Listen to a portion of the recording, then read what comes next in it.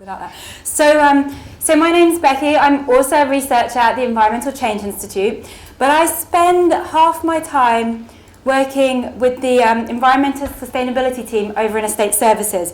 And so largely I'm going to be talking about what's going on over there and how we're sort of interacting together. And so that group does a whole lot of stuff, is all you really need to know. But today I'm just going to focus on two particular pieces of it. I'm going to be focusing on the energy and the carbon side and the travel side, which is the side that I've been mostly involved in. But I should do credit to Harriet Waters and her fabulous team over there that are really the guys on the ground, like implementing and doing all of this. I'm the researcher working alongside them. So why are we doing it? Well, it all started out with our environmental sustainability policy, taking us from this big aspiration of achieving 33% savings by 2020, and now we're really starting to get into the action of what that looks like. And what does that look like? Well, a lot of things going on right now.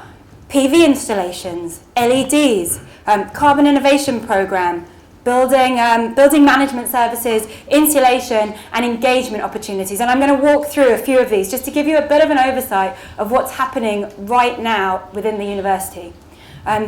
So our PV program is one of the most successful things that we've got going on right now, and we've already got over 1,000 panels installed across the university. In fact, this very building has a load of panels creating savings every year in carbon and money, which is really exciting, really helping the university reach that goal of 33% by 2020.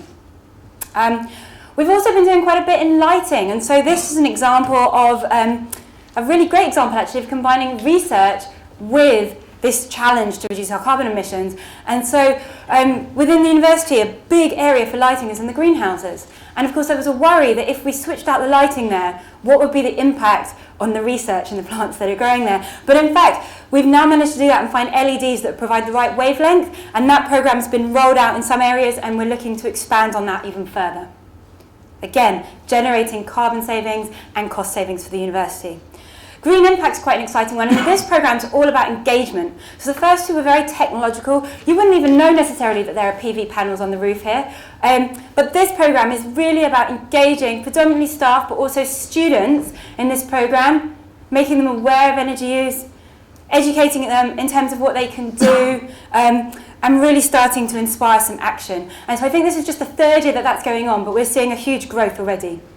And we've got an eye on transport as well. And so very much, if you're part of Oxford, you probably realise that transport's an interesting one when you look at the city centre versus the outside. And we saw on Gavin's slide some pictures of what that looks like today and what it could look like in the future. But what the university is looking at is those sustainable transport solutions that can deliver a wealth of benefits beyond just less traffic jams, but looking at health, social, environmental and economic well-being as well.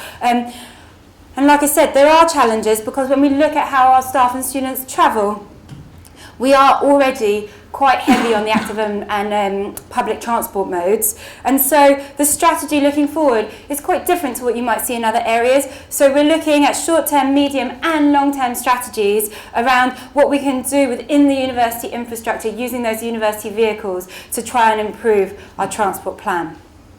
So that was a bit of a whirlwind of what's happened so far. Where are we going? Well, we've got a huge number of projects that are planned for 2016 and 17. Lots more around the solar, there's more to do there.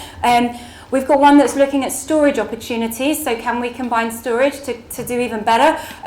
Building management system, can we look to optimise even more and perhaps deal with some lines charges as well?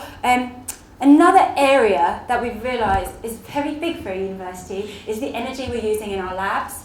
It's a real challenge, particularly around freezers and fume cupboards, and so that's an area that we're looking to deploy new technological solutions, but also behavioural. Green Impact, like I talked about before, we're going to keep with that engagement and see what else we can do to further engage. And the Carbon Innovation Programme. And this programme at the moment, it's quite an interesting one because it's really offering a way for staff and students to start to engage in this carbon challenge and offer sort of innovative solutions that they're proposing to something that we can do.